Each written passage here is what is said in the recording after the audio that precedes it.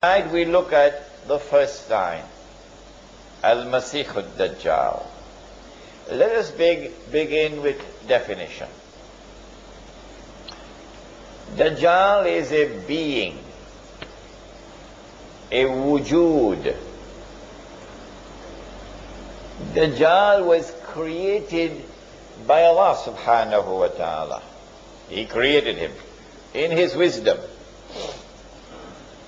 And when Allah created Dajjal, Allah endowed Dajjal with awesome power, with awesome versatility.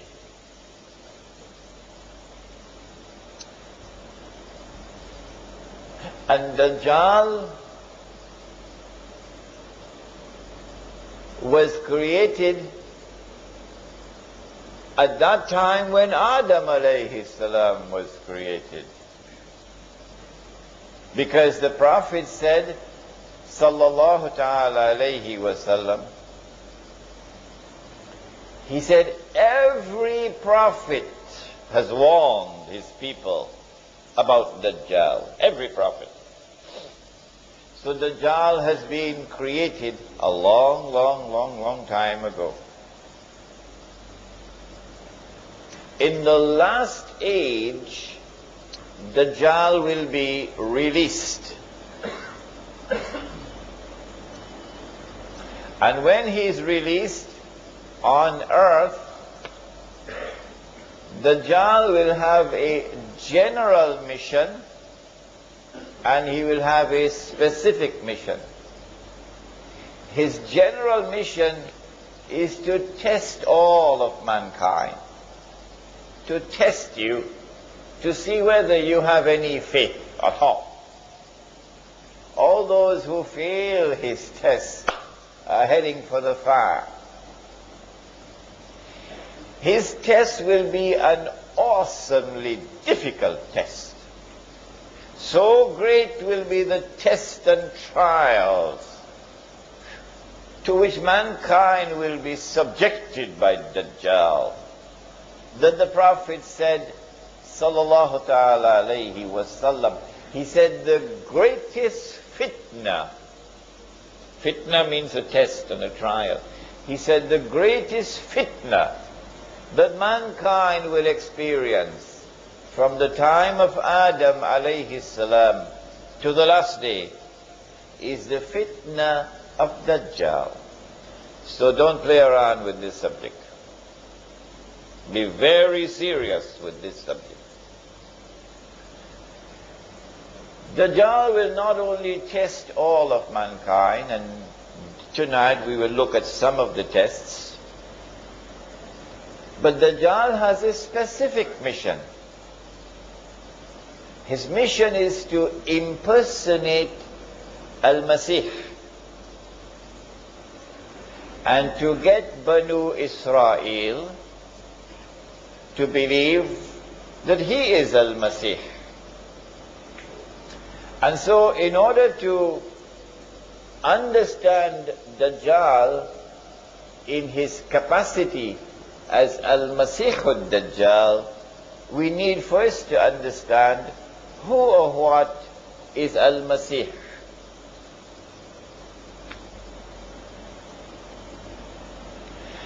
After Banu Israel had lived in the Holy Land, which Allah had given to them,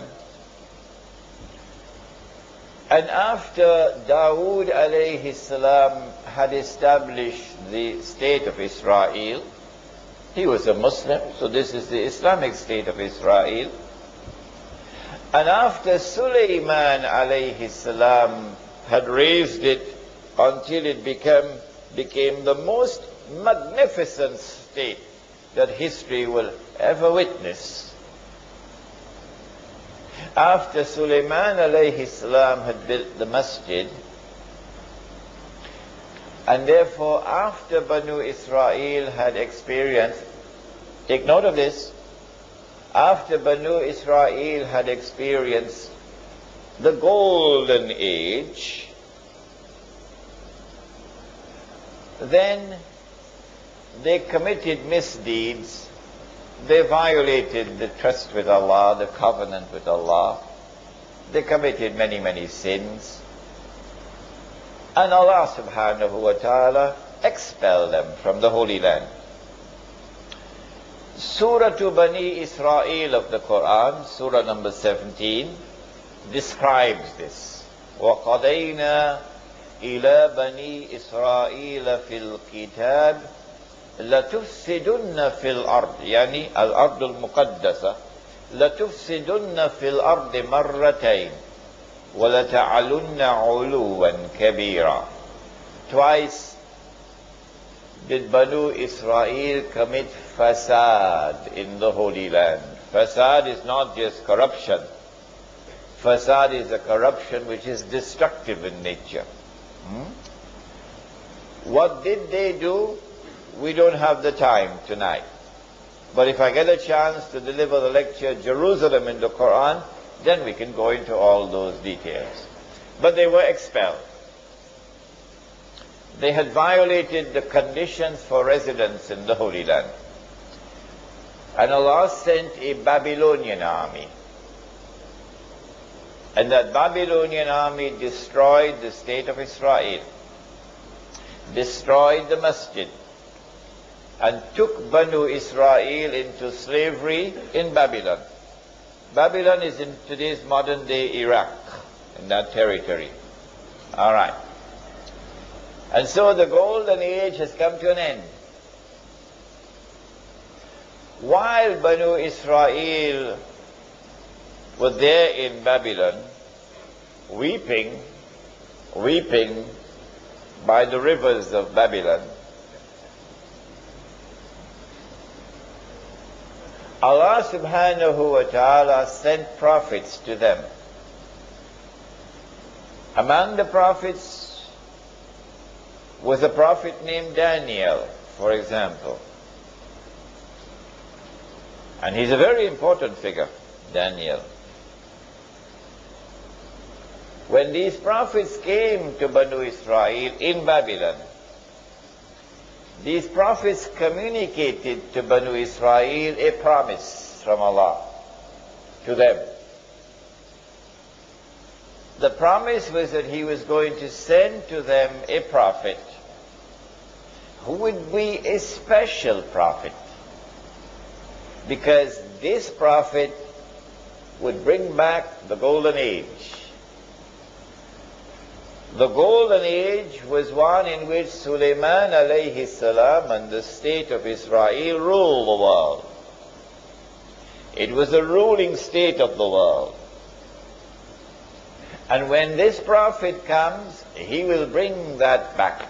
He will rule the world from Jerusalem. This prophet, special prophet to Banu Israel, this prophet was known as Al-Masih. The meaning of the word is not relevant here. The significance of the word is what is relevant. The functions of Al-Masih is to bring back the golden age, to rule the world from Jerusalem. In order for the Messiah to bring back the golden age, the implication is, number one, this is clear as an implication, number one, he would first have to liberate the Holy Land from Gentile rule, non-Jewish rule. Number two, he would have to bring Banu Israel back to the Holy Land. Number three, he will have to restore the state of Israel. And number four, that Israel must grow until it becomes the ruling state in the world, and that Messiah must rule the world from Jerusalem. Only then will the golden age of Sulaiman alayhi salam return.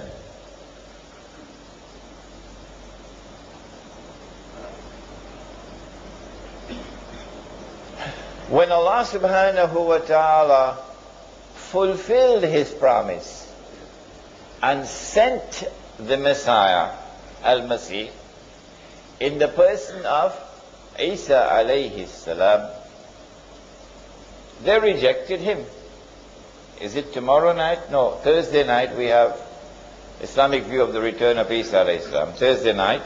So on Thursday night we're going to go into this in greater detail. When Allah subhanahu wa ta'ala fulfilled His promise and sent the Messiah to them, they rejected Him. Not all. No. There were some Jews who accepted Him. فَآمَنَتْ طَائِفَةٌ مِّن بَنِي إِسْرَائِيلَ. But there are others who rejected Him. وَكَفَرَ طَائِفَةٌ. They rejected Him because they declared that وَنَعُوذُ بِاللَّهِ مِنْ هَذَا, He's a bastard. His mother gave birth to Him without a father, without any, husband. And therefore she had committed that vile deed of zina. He's a bastard. A bastard cannot be the Messiah. So they rejected Him. And then later on,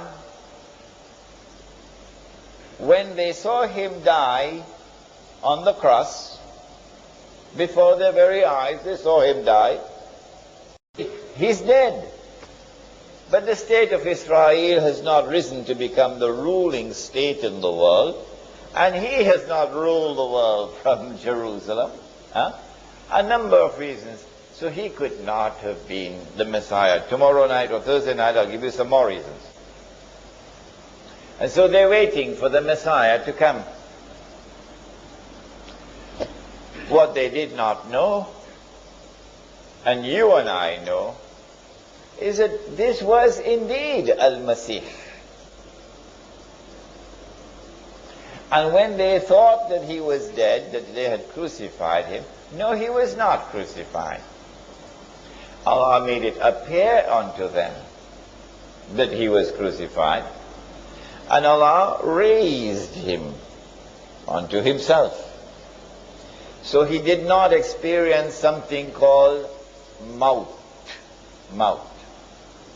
And since every soul must taste maut, who said so?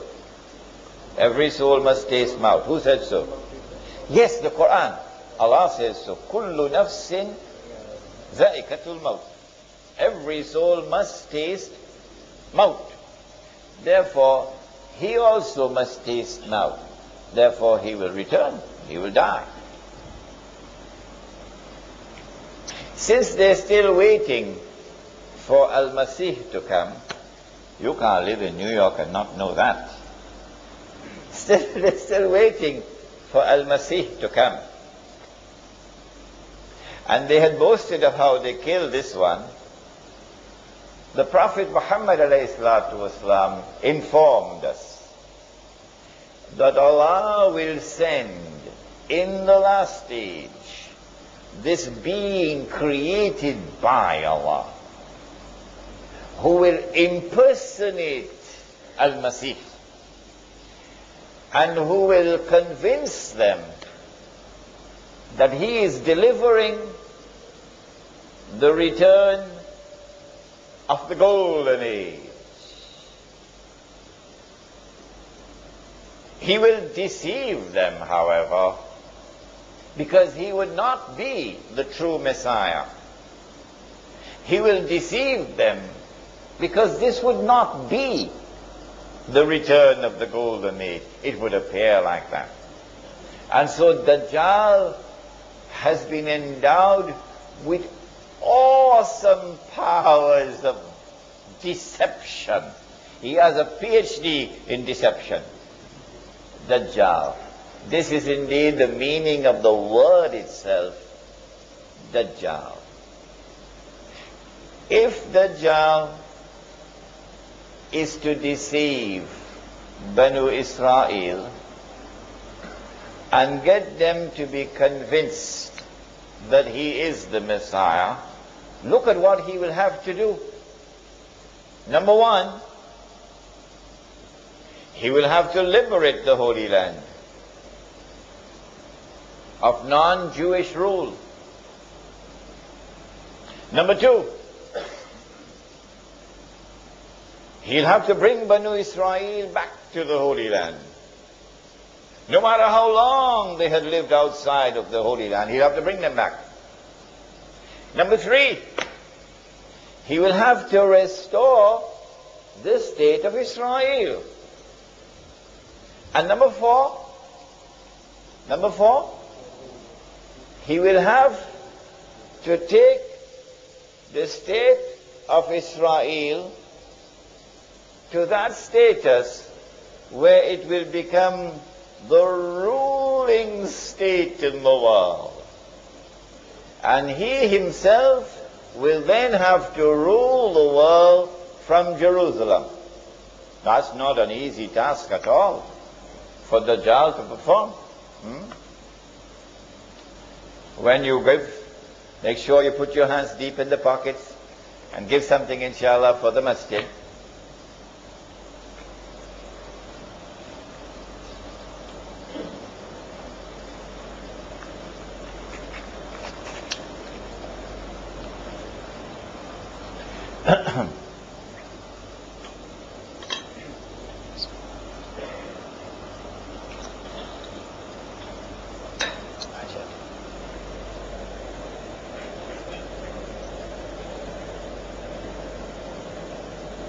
Now let's come to the first hadith. There are very few I'm going to quote, but they're very important. The Prophet said, sallallahu ta'ala alayhi wa sallam, the hadith is in Sahih Muslim, and it is perhaps the most important of the hadith I'm going to quote tonight, this one. He said, when Dajjal is released, he will live on earth for 40 days. One day like a year. One day like a month. One day like a week. And the rest of his days like your days. When his day is like our day, he will be in our dimension of time.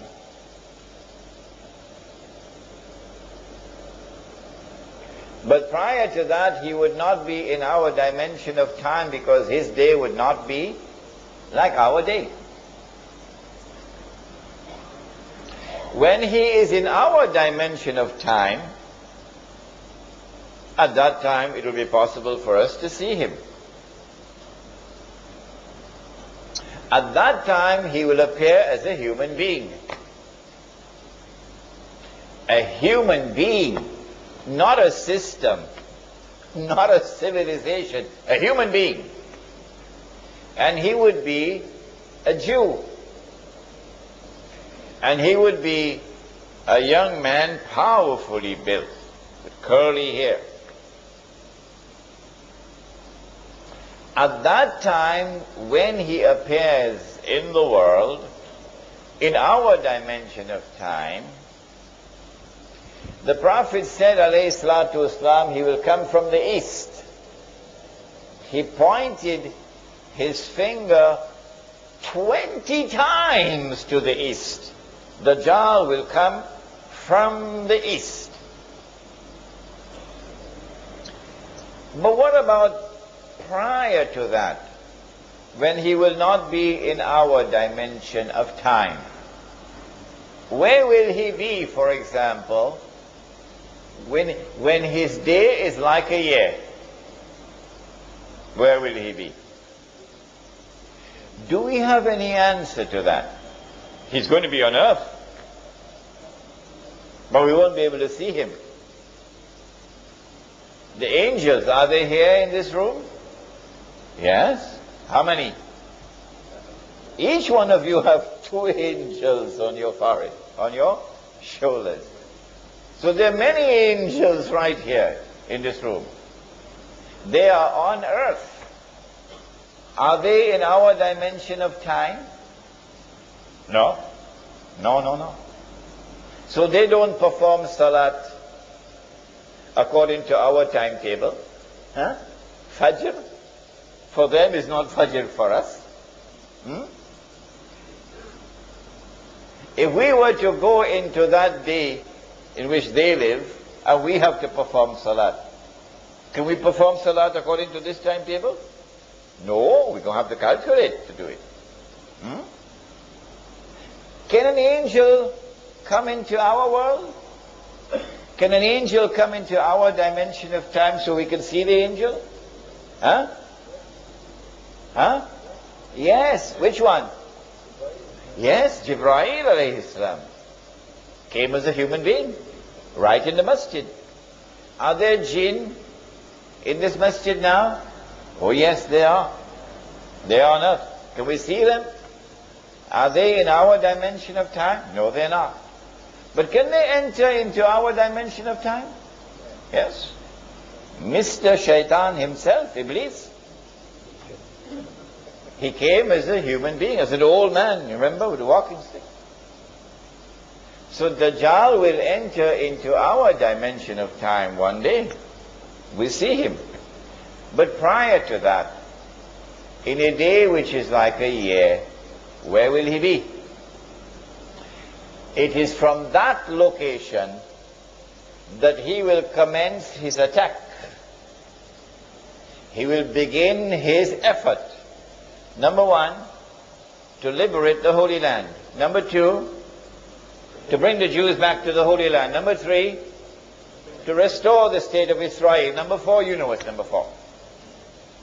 From that location, he will begin the effort. Where will it be? Fortunately for us, we have the answer. And it is also in Sahih Muslim. It is known as the hadith of Tamim ad-Dari. Listen to it carefully now. Tamim ad-Dari was a Christian who took the Shahada, became a Muslim in Medina. He came to the Prophet ﷺ and narrated an experience which he had. The Prophet ﷺ, after the Salat in the masjid, asked the people, sit down, sit down. I have something to tell you. Tamim ad-Dari has come to me and told me something about Dajjal, which confirms what I have been saying to you. So we know that what is contained in this story is true. What did Tamim ad-Dari experience? He said that he and some 40 of his companions went on board a ship. So you need water, eh? So they have to go in some place where you can travel with a ship, a sea or an ocean. And when they went on board the ship, a storm came. And the storm blew the ship for 40 days for a whole month, sorry, not 40 days. The storm blew the ship for a whole month before they reached land. Now, if you are on the western side of Arabia, which is Hijaz, and you get on board a ship, there are only two seas on which you can travel. One is the Mediterranean Sea, and the other is the Red Sea. Only these two. But it seems very much unlikely, in fact impossible, for a ship to be on the Red Sea and for a storm to be blowing and that ship did not touch land for a whole month. Because the Red Sea is very narrow. And so I have chosen so hairy, so much hair, that you could hardly distinguish the head from the tail. So this beast is concealing its identity. And the beast spoke and said that I am what? Huh? I am? Are you guessing now? I am Jassas. Jassas means a spy. A spy. So this is number one, an island about 1 month's journey from the western side of Arabia. Number two, this is an island which conceals its true identity. Number three, this is an island of those who have PhDs in spying, in espionage, in intelligence work. Jassas then said to them, there is someone waiting to see you over there at the monastery, Christian monastery. So this is a Christian island. When they went to the monastery, they found this young man, powerfully built, curly hair, but he was in chains. His hand chained to his neck, his legs chained. And this man started to question them, a number of questions. The Nabi al-Ummi, has he arrived in Medina? Nabi al-Ummi means, it doesn't mean the Nabi who cannot read and write. No. It means the Nabi who is not a Jew. The Nabi who is Gentile. Has he arrived in Medina? Yes, he has. Are the people accepting him? Some are accepting, some are not. This man then says, it will be to their benefit if they will follow him. A very important statement. Then he asked, the date plantations of a particular area, is the crop still coming out in abundance? They said yes. He said, I don't think it'll last for long. And then he asked, Buhayratu Tabariya, that's the Arabic name. The English name is the Sea of Galilee. The Jews call it Lake Kinneret. It is the largest sea in the Holy Land.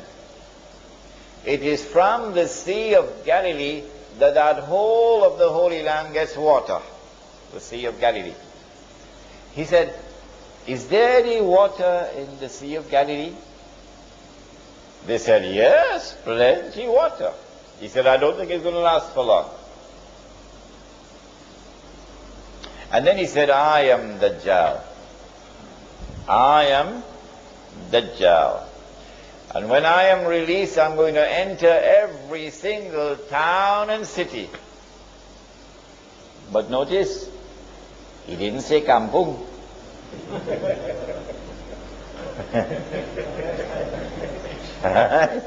He said, when I am released, I'm going to enter every town and city, except Mecca and Medina, because the angels will bar me.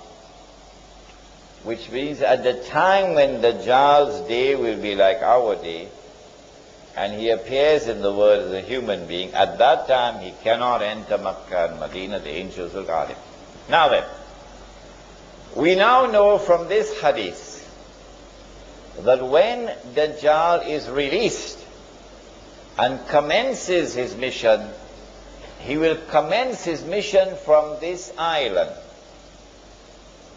Which island is it? In 1917, the British Secretary of State was a man named Lord Balfour. And Lord Balfour made a declaration, a stunning declaration. Britain was the superpower in the world, and Lord Balfour declared that the British government intends to pursue an effort for the establishment of a Jewish national home in Palestine. In 1919, a British general led an army which defeated the Turkish army,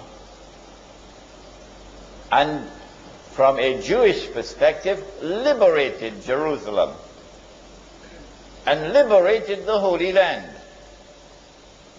And then Britain became the power which controlled the Holy Land. The League in those days you didn't have the United Nations, you had the League of Nations. And the League of Nations conferred upon Britain something called mandate power. So Britain was the mandate power who controlled the Holy Land. Britain controlled the Holy Land from 1919 until 1948. In 1948, Britain acted as the midwife for the baby to be born. The baby, of course, was the state of Israel.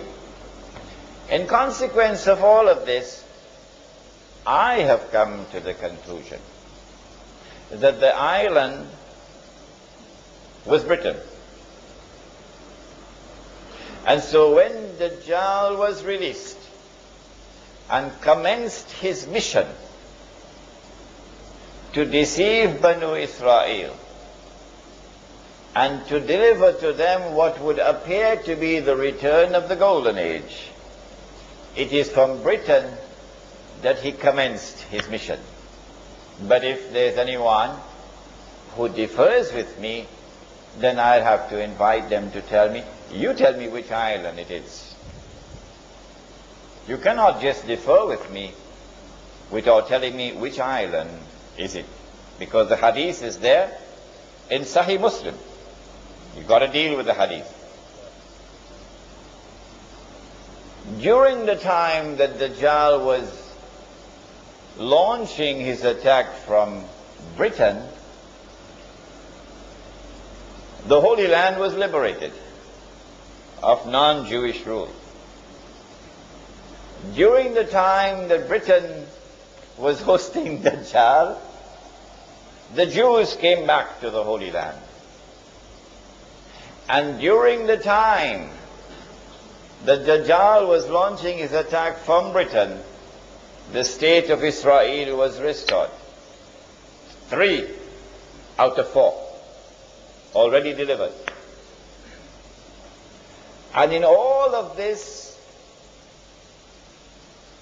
the overwhelming majority of Jews have been absolutely convinced that all of this represents blessings from Allah. That Allah is validating the Jewish claim to truth.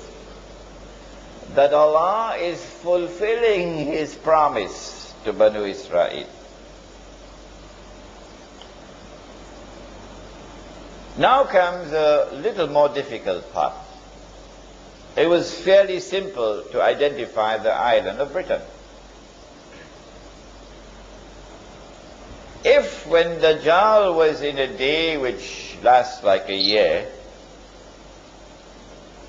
he will be in an island, according to the hadith of Tamim ad-Dari, where will he be in a day which is like a month? Is he going to move to another territory? And if he moves to another territory, how can we recognize it? The yardstick which I use to measure whether or not Dajjal has moved to another territory in a day which is like a month is the yardstick of the state of Israel. Who is the one Who is keeping it alive? Who is the one who is conferring upon it security? Who is the one who is building it up constantly, feeding it, and making it stronger and stronger and stronger and stronger? Is it Britain?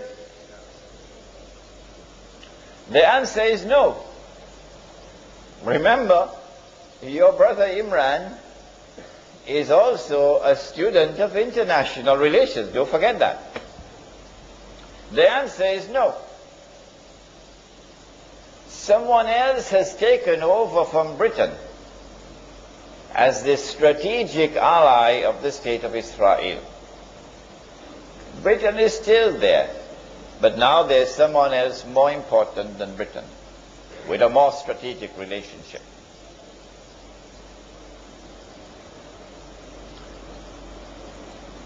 The United States of America is, without any question whatsoever, the most important strategic ally of the state of Israel in the world today. Without any question whatsoever. The United States of America is the country which is supporting Israel with the greatest amount of financial assistance and material assistance. The United States of America is the country which has a strategic military alliance with the state of Israel. And so, I have come to the conclusion that Dajjal, in a day which is like a month, is no longer in Britain. Britain now has to give way to another country. Britain was the superpower. Britain was ruling the world. But now another country mysteriously, strangely, inexplicably takes over from Britain as the ruling power in the world and the strategic ally of the state of Israel. This is the United States of America. When did it happen? Now we're going to test your knowledge of international affairs. When did it happen?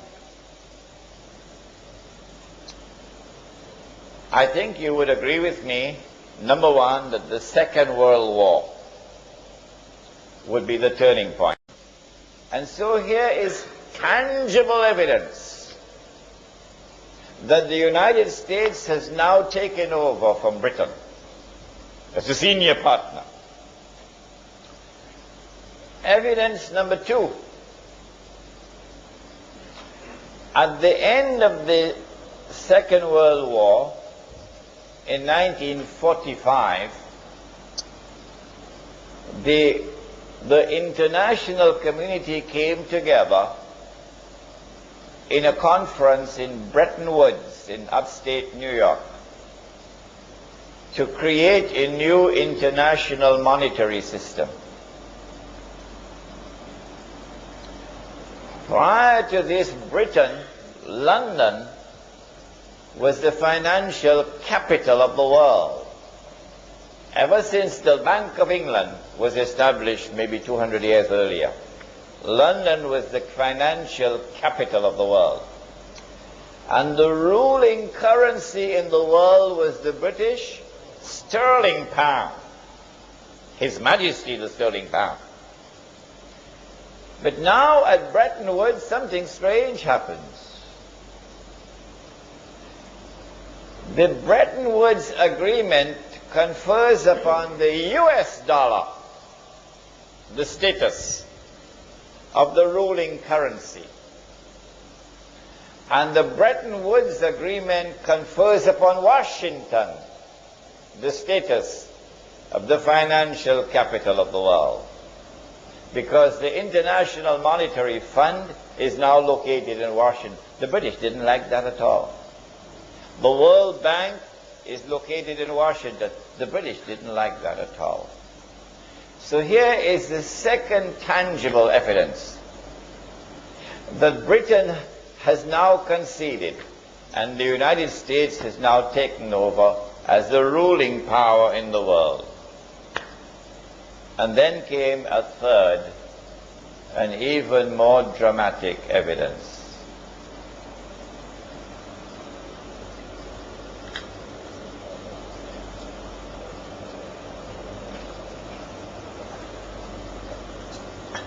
In 1952, a revolution took place in Egypt, and the Egyptian king Farouk was overthrown by the military. The military put General Muhammad Naguib, or Najib, as the president. But he was like a figurehead, really, because there were a group of officers who really controlled the thing. Muhammad Naguib remained as the president from 1952 until 1956. But in 1955, there was a very important conference of Asian and African states which took place in a city in Indonesia. Which one? Bandung. I was in Bandung 2 weeks ago. Bandung, water in Bandung very cold. When you take your bath in the morning, very cold water. At the Bandung conference, it is not Muhammad Naguib who goes to represent Egypt, but rather a man named Gamal Abdel Nasser. That's a sign of who is in charge. The next year, 1956, Gamal Abdel Nasser replaces Muhammad Naguib as the president of Egypt. Shortly after that, same 1956, he nationalized the Suez Canal. Who built the Suez Canal? The French. Ferdinand de Lesseps was the French engineer. And then the French and the British came together in a joint control of the Suez Canal. Gamal Abdel Nasser nationalizes the Suez Canal, removes the French and British troops which were there, and Egyptian troops now take control of the Suez Canal. This is as plain and as clear an act of defiance and of confrontation with Britain as you could possibly find. In order for Britain to have any vestige of a claim to be a superpower, Britain has to respond, must respond. Well, what Britain did was, strangely, mysteriously, Britain kept the United States out. And the British and the French joined with Israel. And these three countries invaded Egypt. They landed in Suez and they took control of Suez. And the Israeli army swept through the Sinai Peninsula and took control of the whole of Sinai. And the Israeli army reached to the Suez Canal.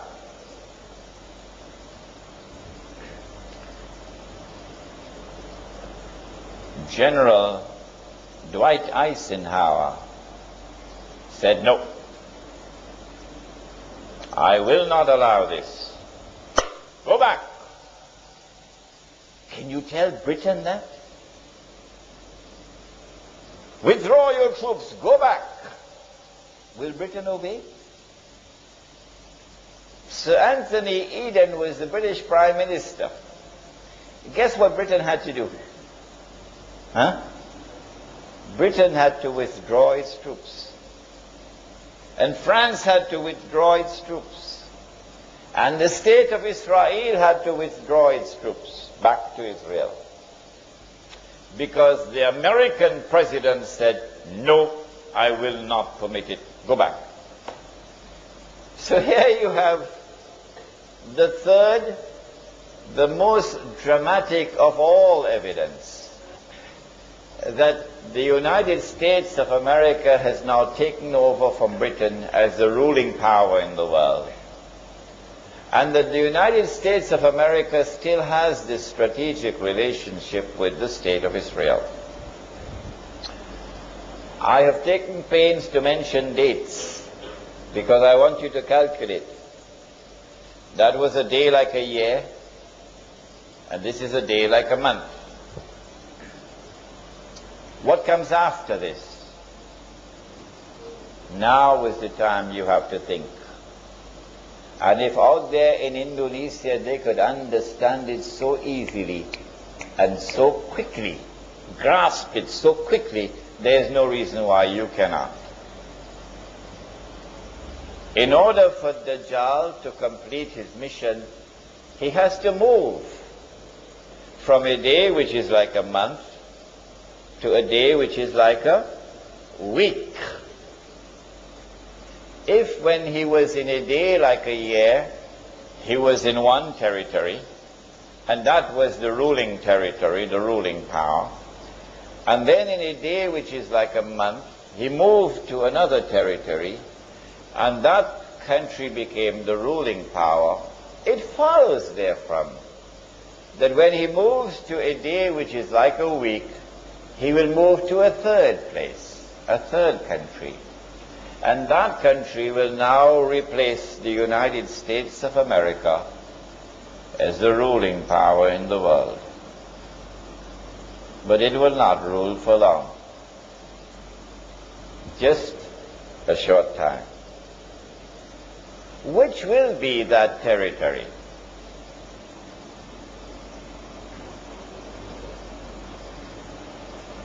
China? Ready? You think so? Anybody else? Israel, of course. Of course, Israel.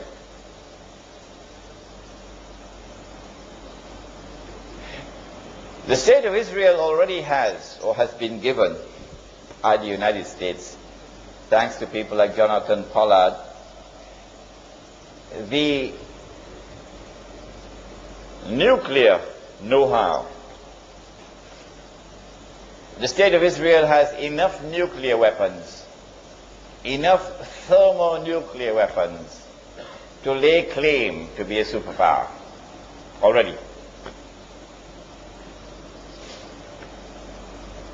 But in order to be recognized as a ruling power in the world, Israel will have to give a spectacular display.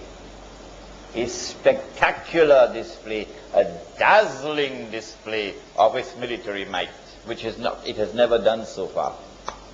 All that the world has seen is glimpses of what Israel is capable of doing.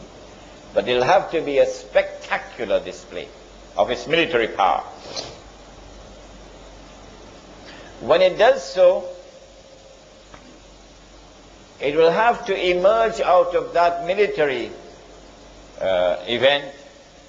It will have to emerge as the dominant power in that region, so that all the states in the region in which Israel is located must all submit to Israel. Secondly, when Britain was the ruling power, London was the financial capital of the world. When the United States became the ruling power, Washington was the financial capital of the world, ably assisted by New York.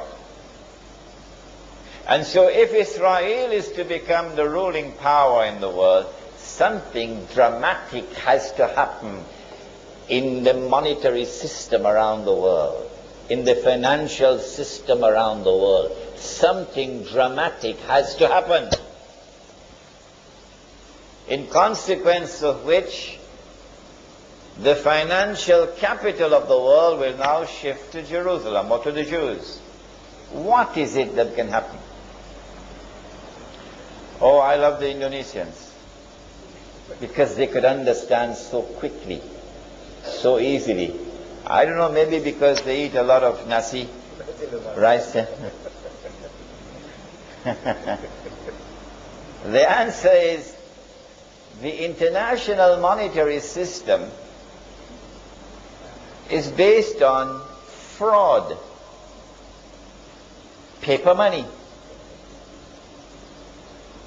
If I get a chance, I can teach you the subject, but tonight is not the night. But it is fraudulent. The entire world of money is connected to one currency, the US dollar.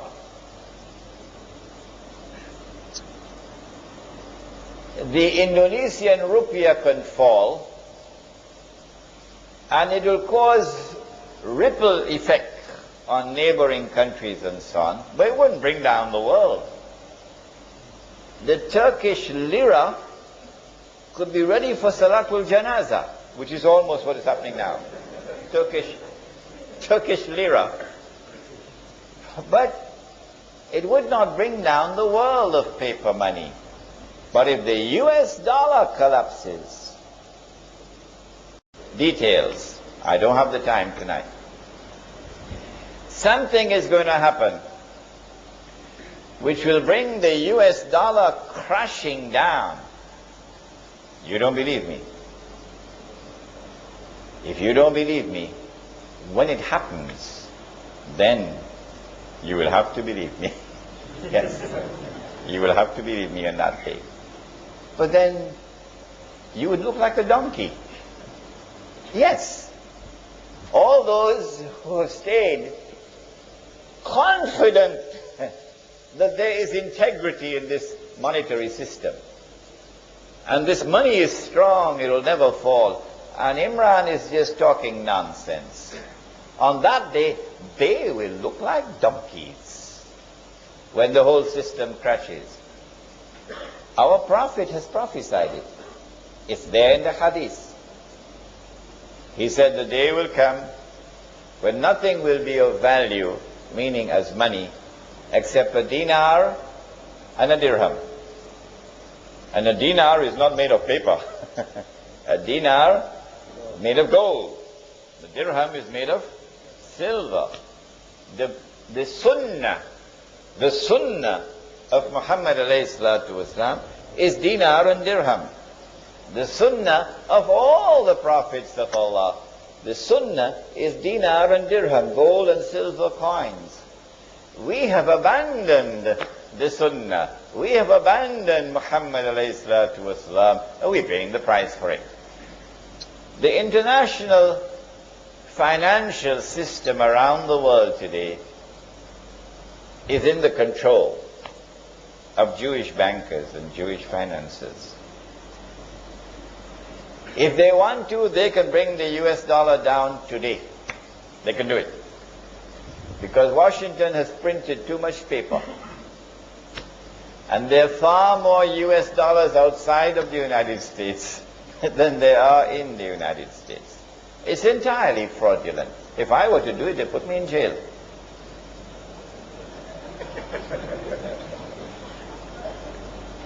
And so two things will have to happen. The financial system will have to collapse, and after that, the Jews will control the finances of the world.